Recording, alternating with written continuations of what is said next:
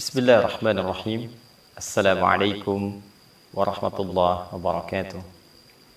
Alhamdulillahi rabbil alamin. Assalatu wassalamu ala rasulillahil karim. Nabiyyina wa sayyidina Muhammadin al-amin wa ala alihi wa sahbihi ajma'in. Wa ba'd. Saudara-saudariku dimanapun Anda berada, alhamdulillah kita sangat bersyukur pada Allah Subhanahu wa Ta'ala, berbahagia sampai dengan detik ini, hari ini masih diberikan kesempatan untuk beriman yang dengan iman itu menggerakkan seluruh bagian tubuh dan jiwa kita untuk menaati Allah Subhanahu wa Ta'ala dalam wujud menunaikan ibadah puasa Ramadan di tahun ini khususnya 1445 Hijrah.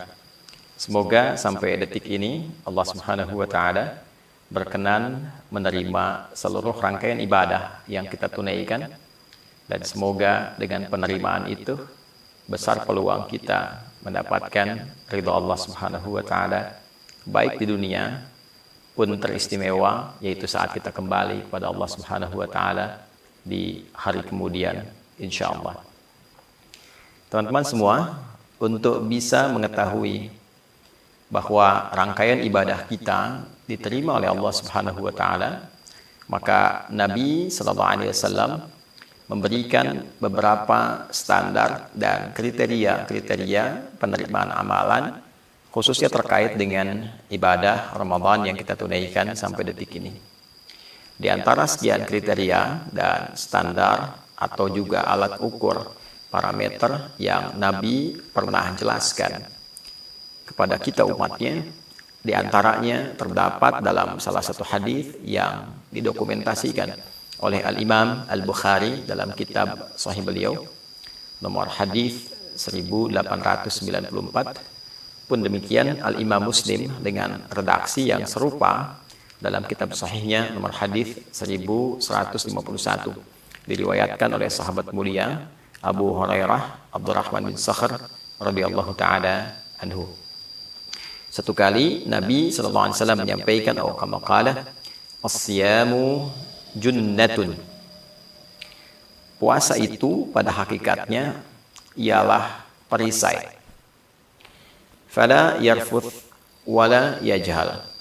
Maka orang yang tengah menunaikan puasa itu dengan perisai yang telah ia raih, ia memiliki kemampuan untuk berlatih meninggalkan, mencegah segala bentuk hal-hal yang kotor, segala bentuk tindakan-tindakan yang tidak memiliki arti, hal-hal yang bodoh yang seharusnya tidak dikerjakan.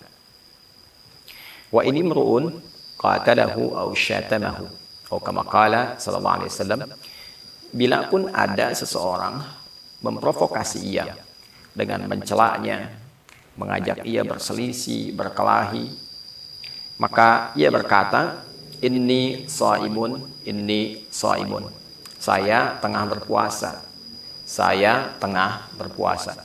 La khulufu famis shaimi, maka sungguh orang-orang yang menunaikan puasa dengan benar itu lisannya, bau yang keluar dari lisannya, aroma yang keluar dari lisannya, atyabu 'indallahi yaumal qiyamati min rihil miski, dinilai oleh Allah lebih wangi, lebih semerbak dibandingkan dengan parfum kasturi, wanginya kasturi.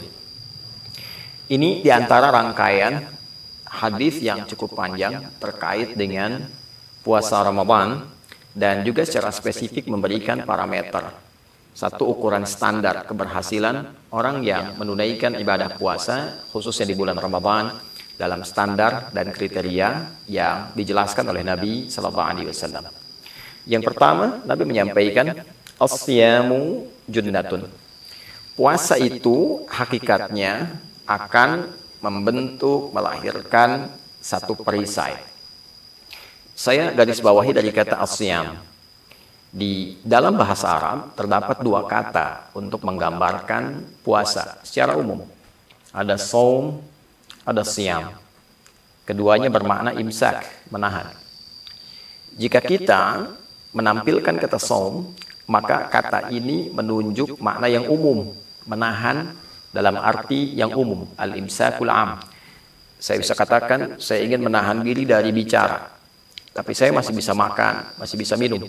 Maka secara bahasa itu disebut dengan shaum. Di dalam Al-Quran diabadikan kata ini dengan makna serupa di Quran surah ke-19 Maryam di ayat ke-26 misalnya. Inni nazartu lirrahmani shauma. Maryam, katakan kepada orang-orang yang ingin mengklarifikasi tentang bayi yang kau bawa itu, engkau diam saja.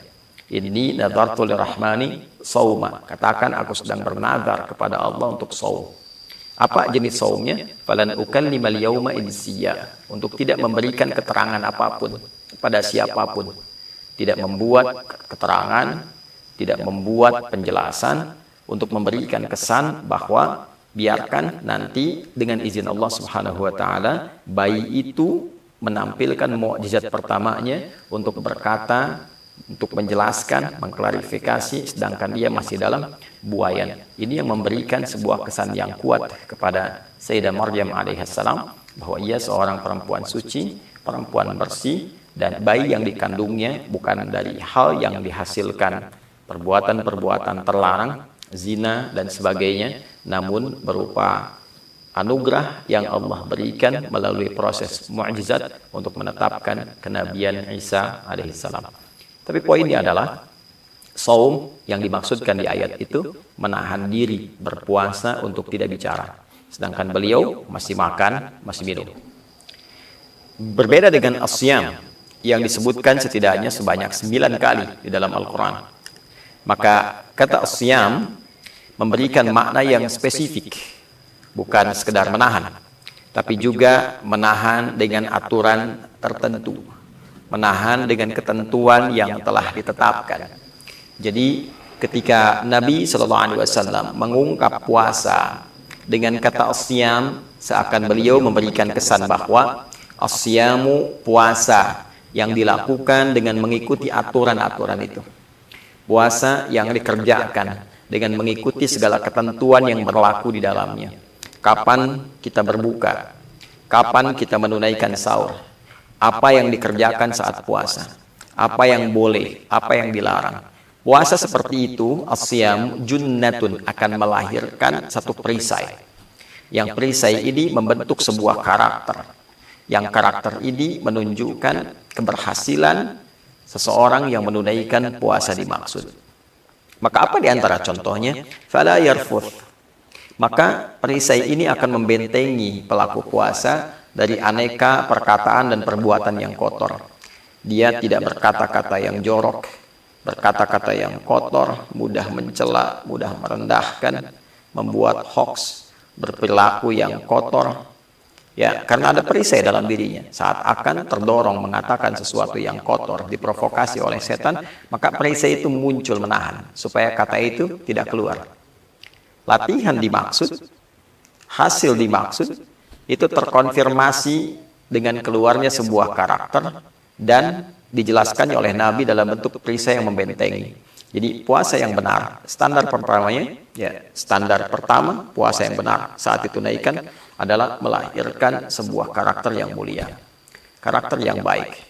Diberikan cirinya oleh Nabi, dia terbebas dari perbuatan-perbuatan yang kotor. Kemudian wala yajhal, dan tidak juga berperilaku bodoh, perilaku yang tidak elok untuk dilakukan. Ya, kalau dalam keseharian, ya kita tidak katakan mungkin satu hal ini taruhlah dosa misalnya dalam contoh ya, tapi tidak elok untuk dilakukan. Seorang kakek atau seorang ayah menaiki sepeda anak 5 tahun yang roda 3 misalnya. Ya, berdosa tidak, tapi itu perbuatan tak pantas sehingga melahirkan cibiran. Ya, itu namanya jahlun, sesuatu yang tidak layak untuk dilakukan. Dalam keseharian banyak sekali perbuatan-perbuatan tak pantas yang kita memang tahu itu tidak boleh dilakukan.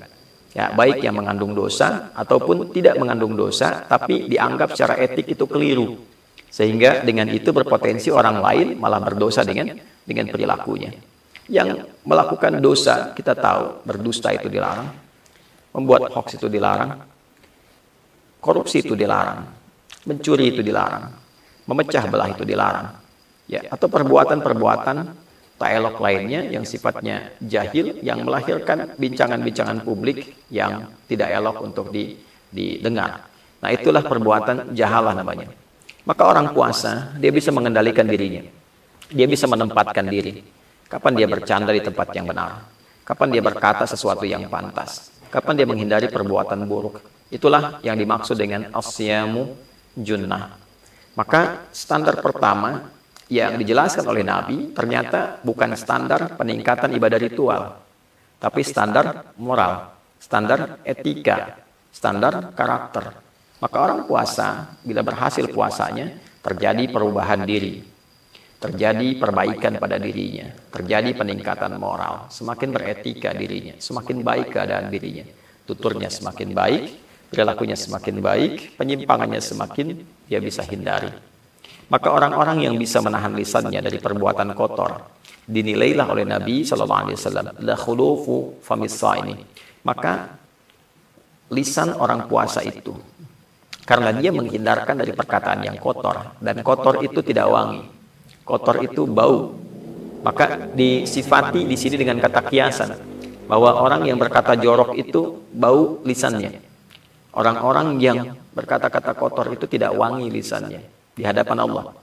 Maka pengertian sebaliknya, orang-orang yang bisa menahan diri, membuktikan keberhasilan puasanya dengan tidak berkata yang kotor, tidak berkata yang tidak baik, oleh Allah dihadiahi dengan satu aroma mewangi lisannya saat kembali kepada Allah di hari kiamat. Itu diantara maksudnya yang disampaikan oleh para ulama secara maknawi, bukan secara lafzi. Jadi orang-orang ini ketika bisa menjaga diri, membuktikan keberhasilan puasanya dari lisannya saja, saat dia bangkit di hari kiamat, oleh Allah diberikan keistimewaan dengan keluar bau harum di lisannya, karena mampu merubah dirinya menjadi pribadi yang lebih baik dengan puasanya. Maka saudara, diharapkan dengan menunaikan ibadah di bulan Ramadan ini, kita bisa menunjukkan bahwa kesempatan yang Allah berikan kepada kita, kita bisa manfaatkan dengan sebaik-baiknya. Kita bisa merubah diri menjadi lebih baik dan mempertahankan itu sampai kembali kepada Allah Subhanahu wa taala, dan mudah-mudahan kita yang termasuk dibangkitkan dalam keadaan sukses menunaikan ibadah puasa dan ditandai dengan mewanginya bagian tubuh kita, lisan kita, sampai kita bangga kembali kepada Allah Subhanahu wa taala dengan puasa yang telah kita tunaikan, dengan pahala yang telah dikumpulkan. Lis-shaimi farhatan. Orang puasa itu mendapatkan dua kebahagiaan. Farhatun 'inda iftarihi, bahagia ketika ia berbuka saat di dunia. Wa farhatun 'inda liqa'i rabbih, dan dia gembira ketika kembali menghadap kepada Rabbnya di hari kiamat dengan sukses puasa yang telah ia bawa. Semoga kita digolongkan pada klasifikasi yang dimaksudkan. Allahumma taqabbal minna innaka antas sami'ul 'alim wa tub 'alaina innaka antat tawwabur rahim. Sallallahu ala sayyidina Muhammad wa ala alihi wa sahbihi ajma'in. Wa akhiru da'wana alhamdulillahi rabbil alamin. Selamat berbuka. Hadi Hidayat Mira. Assalamualaikum warahmatullahi wabarakatuh.